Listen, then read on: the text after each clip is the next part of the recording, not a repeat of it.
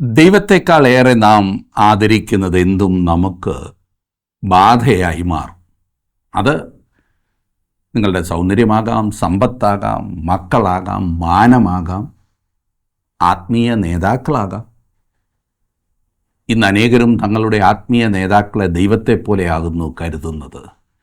അവർ എന്തു തെറ്റ് ചെയ്താലും തിരുത്തില്ല എന്ന് മാത്രമല്ല, അവരെ ന്യായീകരിക്കുകയും വാരിക്കോരി കൊടുക്കുകയും ചെയ്യും. ഒടുവിൽ ഈ പറയുന്നവർ ഒരു ഒഴിയാബാധയായി മാറും. ശരിയല്ലേ?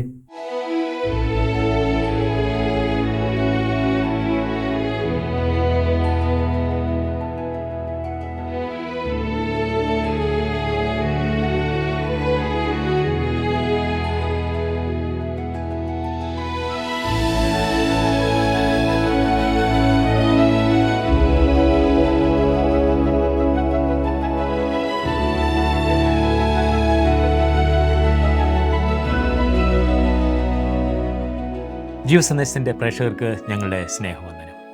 മിസ്രൈമിൽ പ്രവർത്തിക്കുന്നത് ദൈവത്തിൻ്റെ കരമാണെന്ന് വ്യക്തമായി തിരിച്ചറിഞ്ഞിട്ടും ദൈവത്തിൻ്റെ വചനം അനുസരിക്കുവാൻ ഫറവോൻ തയ്യാറായില്ല. അതിൻ്റെ ഫലമായി തൻ്റെ രാജ്യത്തിന്മേൽ മഹാവിപത്ത് വരുത്തിവെക്കുകയാണ് അവൻ ചെയ്തത്.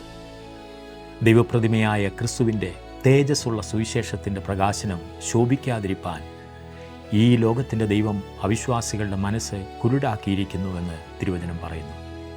ദൈവത്തെ ഭയപ്പെടാത്ത ഭരണാധികാരികളുടെ തീരുമാനങ്ങളുടെ കെടുതി അവരുടെ കീഴിലുള്ള ജനങ്ങൾക്കും അനുഭവിക്കേണ്ടി വരുമെന്നത് ചരിത്രം പലവട്ടം തെളിയിച്ച സത്യമാണ്. പുറപ്പാട് പുസ്തകം 8-ാം അധ്യായത്തിൻ്റെ പഠനത്തിലേക്കാണ് ഇന്ന് നമ്മൾ പ്രവേശിക്കുന്നത്.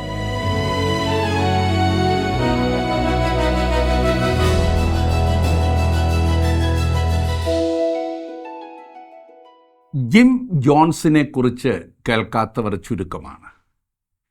1978 ലോക മനസാക്ഷിയെ ഞെട്ടിച്ചുകൊണ്ട് 900 അനുയായികളുടെ കൂട്ട ആത്മഹത്യയ്ക്ക് കാരണമായ സംഭവം ചരിത്രത്തിൽ ആർക്കും ഒരിക്കലും മറക്കുവാൻ കഴിയില്ല. അപാര കഴിവുകളുണ്ടായിരുന്ന ജിം ജോൺ ആദ്യം ക്രിസ്തീയ പ്രസംഗത്തിലും സഭാപ്രവർത്തനങ്ങളിലും മുൻപന്തിയിലായിരുന്നു. തനിക്ക് പേരും പെരുമയുമായപ്പോൾ സ്വയം മശിഹായായി പ്രഖ്യാപിച്ച് തൻ്റെ അനുയായികളുടെ ദൈവമായി. ആരും തങ്ങളെ വിമർശിക്കുവാനോ ചോദ്യം ചെയ്യുവാനോ ഇഷ്ടപ്പെടാത്ത നേതാക്കൾ ആരായിരുന്നാലും ജിം ജോൺസിനെ പോലെ സമൂഹത്തിന് ദോഷമാകുന്നു. അങ്ങനെയുള്ള അന്ധതയിൽ നിന്നും നമ്മെ മോചിപ്പിക്കുവാൻ ദൈവം പല മാർഗങ്ങൾ ഉപയോഗിച്ചു എന്ന് വന്നേക്കാം. എന്നാൽ നമ്മുടേതായ ന്യായീകരണങ്ങളിലൂടെ അതിനെ അതിജീവിക്കുവാൻ ശ്രമിക്കുന്നത് അപകടകരമാകുന്നു. ഇസ്രായേല്യർ ദൈവമെന്ന് പറഞ്ഞ് ആരാധിച്ചവയെല്ലാം ജീവനുള്ള സത്യദൈവം സ്പർശിച്ചപ്പോൾ അവർക്കത് ബാധയായി, ശാപമായി, ശല്യമായി. ആൾ ദൈവങ്ങളുടെ കാര്യത്തിലും ഇതുപോലെ സത്യം തന്നെയാണ്. ഇന്ന് അനേകരും തങ്ങളുടെ ആത്മീയ നേതാക്കളെ ദൈവത്തെപ്പോലെയാകുന്നു കരുതുന്നത്. ഈ നേതാക്കൾ എന്ത് തെറ്റ് ചെയ്താലും അവരെ തിരുത്തില്ല എന്ന് മാത്രമല്ല, ന്യായീകരിക്കുകയും അവർക്ക് വാരിക്കോരി കൊടുക്കുകയും ചെയ്യും. ഒടുവിൽ ഈ നേതാക്കൾ ഒരു ഒഴിയാബാധയായി മാറും എന്ന കാര്യമാണ് കാണുന്നത്. എല്ലാവരും മനുഷ്യരാണ്. മിസ്രൈമിലെ കപട ദൈവങ്ങളെ ജനങ്ങൾക്ക് സഹിക്കുവാൻ കഴിയാത്ത ശല്യമാക്കി മാറ്റിയ ദൈവം ഇന്നും പ്രവർത്തിക്കുന്നു. മിസ്രൈം ദേശത്ത് ബാധകൾ തുടരുന്നതാണ് നാം കണ്ടുകൊണ്ടിരിക്കുന്നത്. കണ്ണിൽ കണ്ടതിനെയെല്ലാം ദൈവങ്ങളെന്ന് പറഞ്ഞ് ആരാധിച്ചു വന്ന ജനത്തിനെതിരെ ദൈവം പോരാട്ടം നടത്തുകയാണ്. തവളകളെ പ്രതിനിധാനം ചെയ്യുന്ന ദേവതയായിരുന്നു ഹെക്ക. ഹെക്ക തവളയുടെ തലയോടുകൂടിയ ദേവതയായിരുന്നു. അതുപോലെ തന്നെ ഹപ്പി പിടിച്ചിരിക്കുന്ന തവളയുടെ വായിൽ നിന്ന് ഒഴുകുന്ന പോഷകസമൃദ്ധമായ ഒരു അരുവിയുടെ ചിത്രം, അതിനെയും അവർ ആരാധിച്ചിരുന്നു. ദേവന്മാരുടെ മാതാവായി കൽപ്പിച്ചിരുന്ന ഏറ്റവും പുരാതന ദേവതയായ ഹെക്കയും നൈൽ നദി ദേവനും തമ്മിലുള്ള ബന്ധത്തെയാണ് ഈ പറഞ്ഞത് ചൂണ്ടിക്കാണിക്കുന്നത്. അവർ സമൃദ്ധിയുടെയും പുനർജന്മത്തിൻ്റെയും ദേവതകളായിരുന്നു. സൂതികർമ്മിണികളുടെ മാതാവാണ് അവൾ. എന്തെല്ലാം വിധത്തിലുള്ള വിരൂപങ്ങളായ ചിത്രങ്ങളാണ് ഈ ദേവന്മാർക്ക് ഈ മിസ്രൈമ്യർ കൊടുത്തിരുന്നതെന്നറിയാമോ? ഈജിപ്റ്റ് ഇതിന് വളരെ പ്രശസ്തമായിരുന്നു. പുറപ്പാട് പുസ്തകം 7-ാം അധ്യായം വരെ നാം ചിന്തിച്ചല്ലോ. 8-ാം അധ്യായത്തിൽ അതിൻ്റെ ആദ്യത്തെ 5 വാക്യങ്ങൾ നമുക്ക് നോക്കാം. യഹോവ നദിയെ അടിച്ചിട്ട് 7 ദിവസം കഴിഞ്ഞപ്പോൾ മോശയോട് കൽപ്പിച്ചത്, നീ ഫറവോൻ്റെ അടുക്കൽ ചെന്ന് പറയേണ്ടതെന്തെന്നാൽ, യഹോവ ഇപ്രകാരം അരുളി ചെയ്യുന്നു, എന്നെ ആരാധിപ്പാൻ എൻ്റെ ജനത്തെ വിട്ടയക്കാം. നീ അവരെ വിട്ടയപ്പാൻ സമ്മതിക്കയില്ലെങ്കിൽ ഞാൻ നിൻ്റെ രാജ്യത്തെ ഒക്കെയും തവളയെക്കൊണ്ട് ബാധിക്കും. നദിയിൽ തവള അനവധിയായി ജനിക്കും. അത് കയറി നിൻ്റെ അരമനയിലും ശയനഗ്രഹത്തിലും കട്ടിലിന്മേലും നിൻ്റെ ഭൃത്യന്മാരുടെ വീടുകളിലും നിൻ്റെ ജനത്തിന്മേലും അപ്പം ചുടുന്ന അടുപ്പുകളിലും മാവ് കുഴയ്ക്കുന്ന തൊട്ടികളിലും വരും. തവള നിൻ്റെ മേലും നിൻ്റെ ജനത്തിന്മേലും നിൻ്റെ സകല ഭൃത്യന്മാരുടെ മേലും കയറും. യഹോവ പിന്നെയും മോശയോട്, മിസ്രയീം ദേശത്തെ തവള കയറുവാൻ നദികളിന്മേലും പുഴകളിന്മേലും കുളങ്ങളിന്മേലും വടിയോടുകൂടെ കൈനീട്ടുക എന്ന് നീ അഹരോനോട് പറയണം എന്ന് കൽപ്പിച്ചു. തവളകൾ മിസ്രൈമിലെ കിടക്കകളിലും അടുക്കളയിലും വീടിൻ്റെ എല്ലാ മുറികളിലും മാവ് കുഴയ്ക്കുന്ന സ്ഥലത്തും അടുപ്പിലും എല്ലായിടത്തും ഉണ്ടായിരുന്നു. അവർക്ക് തവളകളുടെ പുറത്തുകൂടി നടക്കുകയും അവയുടെ പുറത്തിരിക്കേണ്ടതായും വന്നു. എന്തൊരു ദയനീയമായ കാര്യമാണല്ലേ! കിടക്കുന്നിടത്ത് തവള, ഇരിക്കുന്നിടത്ത് തവള, നടക്കുന്നിടത്ത് തവള. ഈ തവളയ്ക്ക് അധികമൊന്നും ചെയ്യാൻ കഴിയുന്നില്ലെങ്കിൽ തന്നെയും അവ അധികമായി തീർന്നപ്പോൾ ജീവിതം വളരെ ദുസ്സഹമായി തീർന്നു. വിശുദ്ധമായി കരുതിയിരുന്നതിനാൽ അവയെ കൊല്ലുവാനും കഴിഞ്ഞിരുന്നില്ല. ഇന്ന് അനേകർക്കുമുള്ള ഒരു പ്രശ്നം ഇതുതന്നെയാണ്. പല ക്ഷുദ്ര ജന്തുക്കളെയും നശിപ്പിക്കാതെ അവ മനുഷ്യരെക്കാൾ കൂടുതൽ പെരുകുന്നതിൻ്റെ കാരണം ഈ പറഞ്ഞതിനെയൊക്കെ വിശുദ്ധമായി കാണുന്നതിനാലാണ്. ഉദാഹരണത്തിന് എലി. ഇവറ്റകൾ നശിപ്പിക്കുന്ന ധാന്യത്തിന് കണക്കില്ല. മനുഷ്യൻ പട്ടിണി കിടന്ന് ചത്താലും വേണ്ടില്ല, എലിയെ കൊല്ലാൻ പാടില്ല, ആരാധിക്കുക തന്നെ വേണമെന്നാണ് പലരും ചിന്തിക്കുന്നത്. സാത്താൻ്റെ തന്ത്രം നോക്കണേ, അജ്ഞത. മനുഷ്യൻ്റെ കണ്ണ് കെട്ടുന്ന ഈ അവസ്ഥ എത്ര വേദനാജനകമാണ്! എത്ര നികൃഷ്ടമായ പണിയാണ് ഈ ജന്തുക്കളെയെല്ലാം ആരാധിക്കുക എന്നതുകൊണ്ട് ഉദ്ദേശിക്കുന്നത്. മനുഷ്യൻ്റെ അധപ്പതിച്ച സ്ഥിതിയുടെ അങ്ങേയറ്റം കാണിക്കുന്നതാണ് ദൈവത്തെ വിട്ടിട്ടുള്ള മനുഷ്യൻ്റെ ഈ ആരാധന. ഏതാനും തവളയായിരുന്നപ്പോൾ ആരാധിക്കുവാൻ മിസ്രൈമ്യർക്ക് രസമായിരുന്നു. എന്നാൽ നോക്കുന്നിടത്തെല്ലാം തവളയായപ്പോൾ അവർക്ക് മടുത്തു. ദേവന്മാരല്ലേ, അനുഗ്രഹം കൂടുകയല്ലേ ചെയ്യേണ്ടത്. എന്നാൽ ഇപ്പോഴോ ജീവനുള്ള ദൈവത്തിൻ്റെ സാന്നിധ്യം ഏറ്റവും അധികം അനുഭവിക്കുന്നതാകണം നമുക്ക് ഏറ്റവും സന്തോഷം തരേണ്ടത്. 6-7 വാക്യങ്ങളിൽ നാം കാണുന്നത്, അങ്ങനെ അഹരോൻ മിസ്രൈമിലെ വെള്ളങ്ങളിന്മേൽ കൈനീട്ടി. തവള കയറി മിസ്രൈം ദേശത്തെ മൂടി. മന്ത്രവാദികളും തങ്ങളുടെ മന്ത്രവാദത്താൽ അതുപോലെ ചെയ്തു. മിസ്രൈം ദേശത്ത് തവള കയറുമാറാക്കി. മിസ്രൈമിലെ മന്ത്രവാദികൾക്ക് ഒരിക്കൽ കൂടി തങ്ങളുടെ മന്ത്രം കൊണ്ട് തവളയുടെ ബാധയെ അനുകരിക്കുവാൻ സാധിച്ചു എന്നാണ് ഇവിടെ പറഞ്ഞിരിക്കുന്നത്. സാത്താൻ്റെ ശക്തിയാണ് ഇവിടെയും നമുക്ക് കാണുവാൻ സാധിക്കുന്നത്. 8 മുതൽ 11 വരെയുള്ള വാക്യങ്ങൾ. എന്നാറെ ഫറവോൻ മോശയെയും അഹ്റോനെയും വിളിപ്പിച്ചു, തവള എന്നെയും എൻ്റെ ജനത്തെയും വിട്ട് നീങ്ങുമാറാകേണ്ടതിന് യഹോവയോട് പ്രാർത്ഥിപ്പിൻ. എന്നാൽ യഹോവയ്ക്ക് യാഗം കഴിപ്പാൻ ഞാൻ ജനത്തെ വിട്ടയക്കാമെന്ന് പറഞ്ഞു. മോശ ഫറവോനോട്, തവള നിന്നെയും നിൻ്റെ ഗൃഹങ്ങളെയും വിട്ട് നീങ്ങി നദിയിൽ മാത്രം ഇരിക്കേണ്ടതിന് ഞാൻ നിനക്കും നിൻ്റെ ഭൃത്യന്മാർക്കും നിൻ്റെ ജനത്തിനും വേണ്ടി എപ്പോൾ പ്രാർത്ഥിക്കണം എന്ന് എനിക്ക് സമയം നിശ്ചയിച്ചാലും എന്ന് പറഞ്ഞു. നാളെ എന്ന് അവൻ പറഞ്ഞു. ഞങ്ങളുടെ ദൈവമായ യഹോവയെപ്പോലെ ആരുമില്ല എന്ന് നീ അറിയേണ്ടതിന് നിൻ്റെ വാക്കുപോലെ ആകട്ടെ, തവള നിന്നെയും നിൻ്റെ ഗൃഹങ്ങളെയും നിൻ്റെ ഭൃത്യന്മാരെയും ജനത്തെയും വിട്ടുമാറി നദിയിൽ മാത്രം ഇരിക്കും എന്ന് അവൻ പറഞ്ഞു. മിസ്രൈമിലെ മന്ത്രവാദികൾക്ക് തവളകളെ വർദ്ധിപ്പിക്കുവാൻ കഴിഞ്ഞെങ്കിലും അവയെ നീക്കം ചെയ്യാൻ കഴിഞ്ഞില്ല എന്നത് വളരെ ശ്രദ്ധേയമാണ്. ഈ ബാധ നിമിത്തം ഫറവോൻ വളരെയധികം ചിന്താകുലനാകുകയും അവൻ എന്തും ചെയ്യുവാൻ തയ്യാറാകുകയും ചെയ്യുന്നു. താൻ ആരാണെന്ന് അറിയിക്കുവാനായി ദൈവം രാജാവിൻ്റെ മേൽ സമ്മർദ്ദം ചെലുത്തുവാൻ തുടങ്ങുകയാണ്. 12 മുതലുള്ള വാക്യങ്ങളിൽ, അങ്ങനെ മോശയും അഹ്റോനും ഫറവോൻ്റെ അടുക്കൽ നിന്ന് ഇറങ്ങി ഫറവോൻ്റെ മേൽ വരുത്തിയ തവള നിമിത്തം മോശ യഹോവയോട് പ്രാർത്ഥിച്ചു. മോശയുടെ പ്രാർത്ഥന പ്രകാരം യഹോവ ചെയ്തു. ഗൃഹങ്ങളിലും മുറ്റങ്ങളിലും പറമ്പുകളിലും ഉള്ള തവള ചത്തുപോയി. അവർ അതിനെ കൂമ്പാരം കൂമ്പാരമായി കൂട്ടി. ദേശം നാറുകയും ചെയ്തു. എന്നാൽ സ്വൈര്യം വന്നു എന്ന് ഫറവോൻ കണ്ടാറെ യഹോവ അരുളി ചെയ്തിരുന്നതുപോലെ അവൻ തൻ്റെ ഹൃദയത്തെ കഠിനമാക്കി അവരെ ശ്രദ്ധിച്ചതുമില്ല. ഫറവോൻ തൻ്റെ ഹൃദയം കഠിനമാക്കുന്നതിൻ്റെ വ്യക്തമായ ചിത്രം നമുക്കിവിടെ വീണ്ടും കിട്ടുന്നു. അവൻ തൻ്റെ ഹൃദയത്തെ കഠിനമാക്കിയെന്നാണ് പറഞ്ഞിരിക്കുന്നത്. ഫറവോൻ്റെ ഹൃദയത്തിലുള്ളത് വെളിപ്പെടുത്തുക മാത്രമാണ് ദൈവം ഇവിടെ ചെയ്തത്. ഇത് ഇന്ന് നമ്മിൽ അനേകരുടെയും അനുഭവമല്ലേ? എന്തെങ്കിലും ബുദ്ധിമുട്ട് ജീവിതത്തിൽ വരുമ്പോൾ ദൈവത്തോട് നിലവിളിക്കും. എന്നാൽ സ്വൈര്യം വന്നു കഴിയുമ്പോൾ നമ്മൾ പഴയതിനേക്കാൾ കഷ്ടമായി പ്രവർത്തിക്കുവാനും ജീവിക്കുവാനും ആരംഭിക്കും. ഇത് നന്ദികേടാണ്. ഇത് ഏറ്റവും വലിയ തെറ്റാണെന്ന് ഓർക്കണം. 16 മുതലുള്ള വാക്യങ്ങളിൽ, അപ്പോൾ യഹോവ മോശയോട്, നിൻ്റെ വടി നീട്ടി നിലത്തിലെ പൊടിയെ അടിക്ക എന്ന് അഹരോനോട് പറക, അത് മിസ്രയീം ദേശത്തെല്ലായിടവും പേനായിത്തീരും എന്ന് കൽപ്പിച്ചു. അവൻ അങ്ങനെ ചെയ്തു.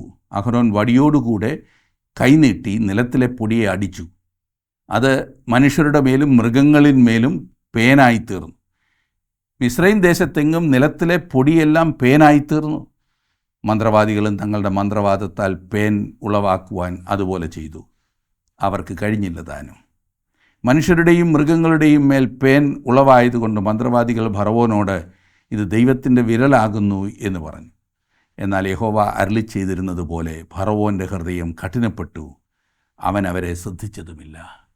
ഇതുവരെ ദൈവം ചെയ്ത അത്ഭുതങ്ങൾ അഥവാ ബാധകൾ അതുപോലെ ചെയ്തു കാണിക്കുവാൻ മന്ത്രവാദികൾക്ക് കഴിഞ്ഞിരുന്നു. എന്നാൽ ഈ ബാധ അനുകരിക്കുവാൻ, പേൻ്റെ ബാധ അനുകരിക്കുവാൻ എന്തുകൊണ്ടോ അവർ അശക്തരായിരുന്നു. ഇതുവരെ തന്ത്രങ്ങളിലൂടെ അവർ കാര്യം കണ്ടെങ്കിൽ ഇപ്പോൾ ബാധകൾക്ക് പിൻപിൽ പ്രവർത്തിക്കുന്ന ദൈവകരം അവർ മനസ്സിലാക്കിയിരിക്കണം. താൻ മാത്രമാണ് ദൈവമെന്ന കാര്യം ക്രമേണ ദൈവം മിസ്രൈമ്യരെ കൊണ്ട് സമ്മതിപ്പിക്കുകയായിരുന്നു. ഈ ദേവന്മാരുടെ ആരാധന മിസ്രൈമ്യരുടെ ജീവിതത്തിലും ദിനചര്യയിലും സ്ഥാനം പിടിച്ചിരുന്നു. ഭൂമിദേവനായ ഗേബിനെതിരെയുള്ള ന്യായവിധിയായിരുന്നു പേനിൻ്റെ ബാധ. ഗേബ് ഭൂമിയോട് വളരെയധികം ബന്ധപ്പെട്ടിരുന്നു. വിളവെടുപ്പിൻ്റെ കാര്യം ഒസിരിസിനോട് അറിയിക്കുന്നത് ഗേബായിരുന്നു. ചത്ത തവളകളെക്കൊണ്ട് നാറുന്ന ദേശത്ത് ധാരാളം പേൻ. ദേശത്തെ സ്ഥിതി നമുക്ക് ഊഹിക്കാവുന്നതേ ഉള്ളൂ. താൽക്കാലികമായി അതൊരു അനുഗ്രഹമായി തോന്നുമായിരുന്നെങ്കിലും അതൊരു ശാപമായിരുന്നു. മിസ്രൈമിലെ മന്ത്രവാദികൾക്ക് ഈ ബാധയുടെ അനുകരണം നടത്തുവാൻ കഴിഞ്ഞില്ല. മിസ്രൈമിലെ സാധാരണ ജീവിതത്തിനെതിരെ ദൈവം തൻ്റെ ന്യായവിധി അയക്കുവാൻ തുടങ്ങുകയാണ് ചെയ്തത്. എല്ലാം പേൻ. എന്തൊരു പ്രയാസമേറിയ അനുഭവം. നോക്കുന്നിടത്തെല്ലാം പേൻ. 20 മുതൽ 23 വരെയുള്ള വാക്യങ്ങളിൽ നാം കാണുന്നത്, പിന്നെ യഹോവ മോശയോട് കൽപ്പിച്ചത്, നീ നാളെ രാവിലെ എഴുന്നേറ്റ് ഫറവോൻ്റെ മുൻപാകെ നിൽക്ക. അവൻ വെള്ളത്തിൻ്റെ അടുക്കൽ വരും. നീ അവനോട് പറയേണ്ടത് എന്തെന്നാൽ, യഹോവ ഇപ്രകാരം അരുളി ചെയ്യുന്നു, എന്നെ ആരാധിപ്പാൻ എൻ്റെ ജനത്തെ വിട്ടയക്കുക. നീ എൻ്റെ ജനത്തെ വിട്ടയക്കില്ല എങ്കിൽ ഞാൻ നിൻ്റെ മേലും നിൻ്റെ ഭൃത്യന്മാരുടെ മേലും നിൻ്റെ ജനത്തിന്മേലും നിൻ്റെ ഗൃഹങ്ങളിലും നായീച്ചയെ അയക്കും. മിസ്രൈമ്യരുടെ വീടുകളും അവർ പാർക്കുന്ന ദേശവും നായീച്ച കൊണ്ട് നിറയും. ഭൂമിയിൽ ഞാൻ തന്നെ യഹോവ എന്ന് നീ അറിയേണ്ടതിന് എൻ്റെ ജനം പാർക്കുന്ന ഗോശൻ ദേശത്ത് അന്ന് ഞാൻ നായീച്ച വരാതെ വേർതിരിക്കും. എൻ്റെ ജനത്തിനും നിൻ്റെ ജനത്തിനും മധ്യേ ഞാനൊരു വ്യത്യാസം വയ്ക്കും. നാളെ ഈ അടയാളമുണ്ടാകും. ഇതുവരെ ബാധകൾ മിസ്രൈമ്യരുടെ പ്രദേശങ്ങളെയും ഇസ്രായേൽ മക്കൾ പാർത്തിരുന്ന ഗോശൻ പ്രദേശത്തെയും ഒരുപോലെ സ്പർശിച്ചിരുന്നു. ഗോശൻ പ്രദേശത്തും ബാധ ഉണ്ടായിരുന്നതിനാൽ ചില ഫറവോനോട് ഈ ബാധകൾ സാധാരണ എല്ലായിടത്തും ഉണ്ടാകുന്നതാകുന്നു എന്ന് പറഞ്ഞു കാണുവാനിടയുണ്ട്. അതിനുള്ള വിശദീകരണങ്ങളും അവർ നിരത്തിക്കാണും. മിസ്രൈമിലെ ഏതെങ്കിലും ഒരു ദേവൻ്റെ കോപമാണെന്ന് അവർ വിചാരിച്ചു കാണും. എന്നാൽ ഇനിയും ഒരു വ്യത്യാസമുണ്ടായിരിക്കും. യാതൊരു ബാധയും മേലാൽ ഇസ്രായേല്യർ പാർക്കുന്ന ഗോശൻ പ്രദേശത്തെ സ്പർശിക്കുകയില്ല എന്നതിൽ നിന്നും സകലവും വ്യക്തമായിരിക്കുന്നു. മേലിൽ ന്യായവിധി മിസ്രൈമ്യരുടെ മേൽ മാത്രമേ വരികയുള്ളൂ.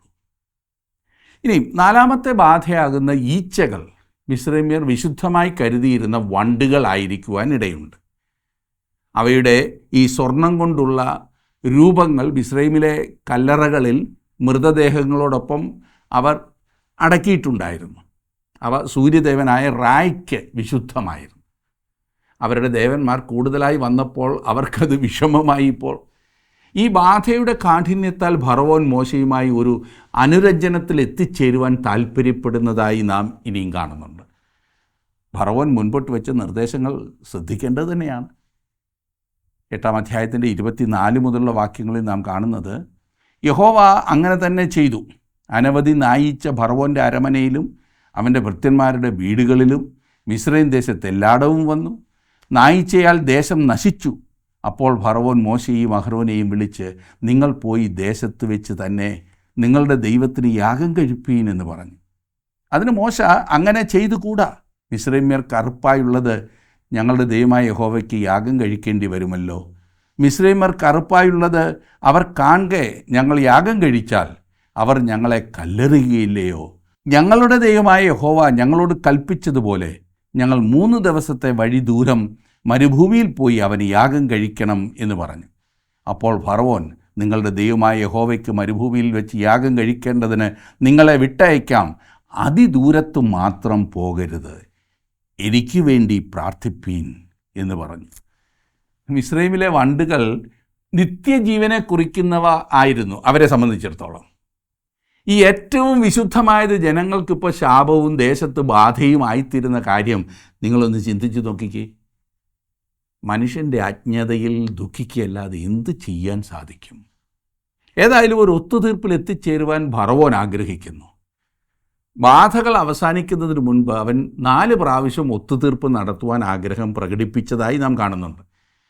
മരുഭൂമിയിൽ 3 ദിവസത്തെ വഴി പോയി യാഗം കഴിക്കുവാൻ ജനത്തെ വിട്ടയക്കണമെന്നതാണ് മോശയുടെയും അഹ്റോൻ്റെയും ആവശ്യം. ശരി, നിങ്ങൾ പോയി ദേശത്ത് വെച്ച് തന്നെ യാഗം കഴിപ്പീൻ എന്ന് ഫറവോൻ പറഞ്ഞു. അനേകം ആളുകളും ഉണ്ടാക്കുന്ന ഒത്തുതീർപ്പ് ഇതുപോലെ തന്നെയാണ്. അതെപ്പോഴും പൈശാചികമായിരിക്കുമെന്ന് മറക്കരുത്. ഈ അനുരഞ്ജനം അത് പറയുന്നത് ഞങ്ങൾ ദൈവമക്കളാണ്, എന്നാൽ ഇടുങ്ങിയ ചിന്താഗതിക്കാരല്ല, വിശാലമായി ചിന്തിക്കുന്ന വ്യക്തികളാകുന്നു ഞങ്ങൾ. ഈ മതഭ്രാന്തന്മാർ പറയുന്നത് പോലുള്ള വ്യതിയാനങ്ങളൊന്നും ജീവിതത്തിൽ വരുത്തേണ്ടതില്ല. പിന്നെ മാന്യമായി ജീവിക്കുവാൻ ശ്രമിക്കണം. ഇത്രയും നാൾ കള്ളും കുടിച്ച് വഴക്കുണ്ടാക്കിയും വഴിയിൽ കിടക്കുകയും ചെയ്തതൊക്കെ ഒന്ന് മാറണം. കുടിക്കണമെന്നുണ്ടെങ്കിൽ അത് വീട്ടിലായിക്കൊള്ളട്ടെ, ഭാര്യയും മക്കളുമായി ഒരു കമ്പനി ആകുമല്ലോ. അല്ലാതെ അതങ്ങ് ഉപേക്ഷിക്കണമെന്നൊന്നുമില്ല. ഇതെല്ലാം കളയണമെന്ന് പറയുന്നവർ സങ്കുചിത ചിന്താഗതിക്കാരാണ്. ഫറവോൻ പറയുന്നത് നിങ്ങൾ ആരാധിച്ചു കൊള്ളുക, യാഗം കഴിച്ചു കൊള്ളുക. ആരാണ് ഇവിടെ തടസ്സം നിൽക്കുന്നത്? ഒരു കാര്യം മാത്രം, ഇവിടെ നിന്നും പോകരുത്. നിങ്ങളുടെ ജീവിതത്തിലെ ആകാത്ത വഴികൾ ഉപേക്ഷിച്ച് ദൈവവചനപ്രകാരം വിശുദ്ധിക്ക് വേണ്ടി ജീവിതത്തെ സമർപ്പിച്ചിട്ടില്ല എങ്കിൽ നിങ്ങളൊരു ദൈവപൈതൽ അല്ല എന്നോർക്കണം. നിങ്ങൾ ഇന്നും മിസ്രൈമിൻ്റെ അടിമത്തത്തിലാകുന്നു. ഒരു ദൈവപൈതലാകുവാൻ നിങ്ങൾ സൽക്കർമ്മങ്ങൾ ചെയ്യേണ്ടതില്ല. ക്രിസ്തുവിലുള്ള വിശ്വാസത്താൽ മാത്രമാണ് നാം വീണ്ടും ജനനം പ്രാപിക്കുന്നത്. പ്രവൃത്തികൾ അതിന് കാരണമല്ല എന്ന് ബൈബിൾ കൃത്യമായി പഠിപ്പിക്കുന്നു. നിങ്ങളെ രക്ഷിക്കുവാനായി ക്രിസ്തുവിൽ വിശ്വസിക്കുമ്പോൾ അത് നിങ്ങളുടെ ജീവിതത്തെ രൂപാന്തരപ്പെടുത്തും. അവിടെയാണ് ഒരു വിശ്വാസിയുടെ സ്വഭാവം വെളിപ്പെടുന്നത്. ഒന്നാമത് അകമേയുള്ള മനുഷ്യൻ രൂപാന്തരപ്പെടണം. നമ്മുടെ സഭകൾ ചില മാറ്റങ്ങൾ കൊണ്ടുവന്നിട്ടും മിക്കവാറും ഇസ്രായേൽ ദേശത്ത് തന്നെയാണ് ഇന്നും കഴിയുന്നത്. ഒരു സാധാരണ ക്രിസ്തുവിശ്വാസിയും ഒരു സാധാരണ ലോകമനുഷ്യനും തമ്മിലുള്ള വ്യത്യാസം പറയുവാൻ പ്രയാസമായ ഒരു സാഹചര്യത്തിലാണ് നാം ഇന്ന് ജീവിക്കുന്നത്. എത്ര പരിതാപകരമായ സ്ഥിതിവിശേഷം! അനുരഞ്ജനത്തിൻ്റെ ഒരു സ്ഥിതി. രക്ഷിക്കപ്പെട്ടിട്ടില്ല എന്ന് നിങ്ങൾ പറയുന്ന ഒരു വ്യക്തിയുമായി എന്തെല്ലാം വ്യത്യാസങ്ങളാണ് നിങ്ങൾക്കുള്ളത്, രക്ഷിക്കപ്പെട്ട നിങ്ങൾക്കുള്ളത്. മിസ്രൈമിൻ്റെ അടിമത്തത്തിൽ നിന്നും വെളിയിൽ പോയി ആരാധിക്കുവാൻ സാത്താൻ നിങ്ങളെ അനുവദിക്കുകയില്ല. ഒരു സമയത്ത് തെറ്റെന്ന് വ്യക്തമായി മനസ്സിലാക്കി എത്രയെത്ര കാര്യങ്ങളുമായി യോജിച്ചാണ് നിങ്ങൾ ഇന്ന് പോകുന്നത്. അതൊന്നും ഒരു പ്രശ്നമായി തോന്നുന്നതേയില്ല. വിശുദ്ധിയിലും സത്യത്തിലും ദൈവത്തെ ആരാധിക്കുവാൻ പോകുന്ന നിങ്ങളും വെറും ലോക മനുഷ്യനായി ജീവിക്കുന്ന അടുത്ത വീട്ടുകാരും തമ്മിൽ എന്താണ് വ്യത്യാസമുള്ളതെന്ന് പറയാം. ഒരുപക്ഷെ അയാൾക്കായിരിക്കും നല്ല ആദർശങ്ങളുള്ളത്. നിങ്ങൾ കള്ളം പറയും, മറ്റുള്ളവരെ വേദനിപ്പിക്കും, അസൂയയും തെറ്റായ നടപടികളുമെല്ലാം നിങ്ങളുടെ ജീവിതത്തിലുണ്ട്. ഓർക്കുക, ഈ മിസ്രൈമിൽ നിങ്ങൾക്ക് സാത്താനെ മാത്രമേ ആരാധിക്കുവാൻ കഴിയുകയുള്ളൂ. ദൈവവചനപ്രകാരം ജീവിക്കുവാൻ കഴിയുന്നില്ല എങ്കിൽ ഒരു ക്രിസ്തു വിശ്വാസിയാണെന്ന് നിങ്ങൾ പറയരുത്. അവർ വലിയ വിശാല മനസ്സുള്ളവരായിരുന്നു. എവിടെയും എന്തും ആകാമെന്നായിരുന്നു അവരുടെ ഭാവം. ലോകത്തെപ്പോലെ ജീവിക്കുവാൻ അവർ ആഗ്രഹിച്ചു. 2 തോണിയിൽ കാൽ വെച്ച് തുഴയുന്ന അനുഭവമാണ് നമ്മിൽ പലരുടേതും. അവ രണ്ടും വിപരീത ദിശയിലേക്ക് നീങ്ങുന്നു. ഏത് തോണിയിലാണ് യാത്ര ചെയ്യേണ്ടതെന്ന് തീരുമാനിച്ചേ മതിയാകൂ. ഇല്ല എങ്കിൽ സംഭവിക്കുന്നത് അറിയാമല്ലോ. മോശയ്ക്ക് ഫറവോൻ്റെ ഒത്തുതീർപ്പിന് സമ്മതമില്ലായിരുന്നു. മരുഭൂമിയിൽ 3 ദിവസത്തെ വഴി ദൂരെ പോയി യഹോവയ്ക്ക് യാഗം കഴിക്കണമെന്ന കാര്യത്തിൽ മോശ ഉറച്ചു നിൽക്കുകയാണ്. 28-ാം വാക്യത്തിൽ നാം കാണുന്നത്, അപ്പോൾ ഫറവോൻ, നിങ്ങളുടെ ദൈവമായ യഹോവയ്ക്ക് മരുഭൂമിയിൽ വെച്ച് യാഗം കഴിക്കേണ്ടതിന് നിങ്ങളെ വിട്ടയക്കാം, അതിദൂരത്തു മാത്രം പോകരുത്, എനിക്ക് വേണ്ടി പ്രാർത്ഥിപ്പീൻ എന്ന് പറഞ്ഞു. ഇപ്പോൾ ഫറവോൻ അനുവദിച്ചു കൊടുത്ത ഇളവ് മുൻ പറഞ്ഞതിൽ നിന്നും അധികം വ്യത്യാസമുള്ളതായിരുന്നില്ല. അല്പം ഭക്തിരസം കൂടി കലർത്തിയിട്ടുണ്ട് എന്ന് മാത്രം. അതിദൂരത്ത് മാത്രം പോകരുത്, എനിക്ക് വേണ്ടിയും പ്രാർത്ഥിപ്പീൻ. ഇതാണ് ഫറവോൻ ഇപ്പോൾ പറയുന്നത്. ഇന്ന് അനേകം സഭകളിലും തങ്ങൾ വിശുദ്ധിക്കും വേർപാടിനും വേണ്ടി നിലകൊള്ളുന്നവർ എന്ന് അവകാശപ്പെടുന്ന സഭകളിൽ പോലും കാണുന്ന ഒരു തരം ഒത്തുതീർപ്പാണിത്. ലോകത്തിൻ്റെ പരിപാടികൾ ആവിഷ്കരിക്കുക, ഏറ്റവും കൂടുതൽ അംഗങ്ങൾ സംബന്ധിക്കുന്നത് സഭയുടെ വകയായി നടത്തുന്ന സദ്യകളിലും മത്സരങ്ങളിലും ആഘോഷങ്ങളിലുമല്ലേ? ആരാധനയ്ക്ക് പോകുവാൻ ആർക്കും താല്പര്യമില്ല. എന്തുമാത്രം ലൗകികത്വമാണ് സഭകളിൽ നിന്നുള്ളത്. ലോകത്തിൽ നിന്നും അധികം ദൂരത്തല്ലാതെ ഒരു പോക്ക്. നിങ്ങൾ അംഗീകരിച്ചാലും ഇല്ലെങ്കിലും ക്രിസ്തീയ ആരാധന എന്ന് പറഞ്ഞാൽ സാമൂഹികമായി കൂടി വരുവാനുള്ളൊരവസരം എന്ന് കണ്ട് അതിനെ ചിത്രീകരിക്കരുത്. യേശുക്രിസ്തുവിൻ്റെ രക്തത്താൽ വീണ്ടെടുക്കപ്പെട്ടവർ ആത്മാവിലും സത്യത്തിലും ജീവനുള്ള ദൈവത്തെ ആരാധിക്കുവാൻ കൂടുന്നതാണ് ക്രിസ്തീയ ആരാധനാ സ്ഥലം. രക്ഷിക്കപ്പെടാത്ത ഒരു വ്യക്തിക്കും ദൈവത്തെ ആരാധിക്കുവാൻ അവകാശമില്ല. സാത്താൻ പറയുന്നത്, ആരാധിച്ചോളൂ, പക്ഷെ അധികം ദൂരെ പോകരുത്. ആരാധിച്ചോളൂ, പക്ഷേ ഈ പറഞ്ഞതെല്ലാം കൂടി പിന്നീട് ഉണ്ടാകണം. ഒരു വ്യവസ്ഥയും കൂടാതെയുള്ള ആരാധനയാണ് ദൈവം ആഗ്രഹിക്കുന്നത്. ഇവിടെ ഉദ്ദേശിച്ചത് ഒരു സഭ ഉപേക്ഷിച്ച് മറ്റൊരു സഭയിൽ ആരാധിക്കുവാൻ പോകണമെന്നല്ല. അതല്ല ഞാൻ പറഞ്ഞു വരുന്നത്. ഏതെങ്കിലും ഒരു പ്രത്യേക സ്ഥലത്ത് കൂടി വരുന്നതിനെക്കുറിച്ചുമല്ല ഞാൻ പറയുന്നത്. ആരാധന എന്നാൽ ദൈവവും നിങ്ങളും തമ്മിലുള്ള ബന്ധത്തിൻ്റെ ആഴമാകുന്നു. അതിൽ അനുരഞ്ജനം പാടില്ല, വിട്ടുവീഴ്ച പാടില്ല എന്നാണ് ഞാൻ ഉദ്ദേശിക്കുന്നത്. തെറ്റുമായിട്ടുള്ള വിട്ടുവീഴ്ച, പാപവുമായിട്ടുള്ള വിട്ടുവീഴ്ച.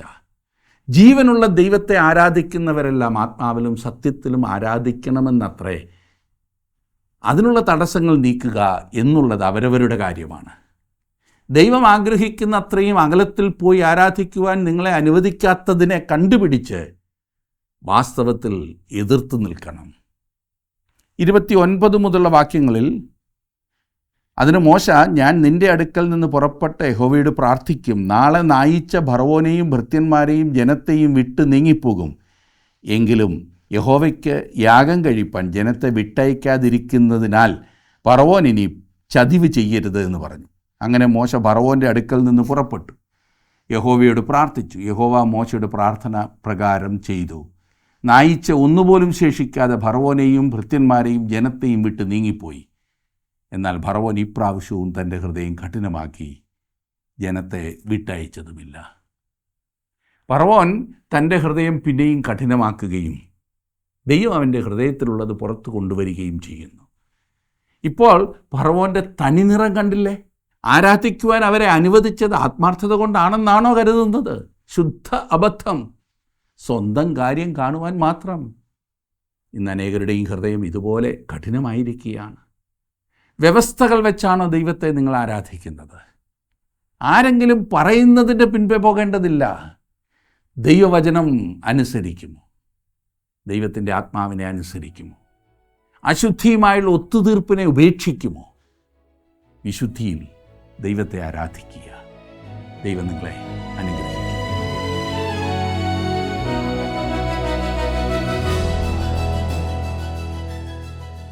സാവധാനതയും സ്വസ്ഥതയുമുള്ള ജീവനം കഴിക്കേണ്ടതിന് ദൈവത്തിൻ്റെ ജനം തങ്ങളുടെ അധികാരികൾക്ക് വേണ്ടി പ്രാർത്ഥിക്കണമെന്ന് ദൈവവചനം വ്യക്തമായി ഓർമ്മിപ്പിക്കുന്നുണ്ട്.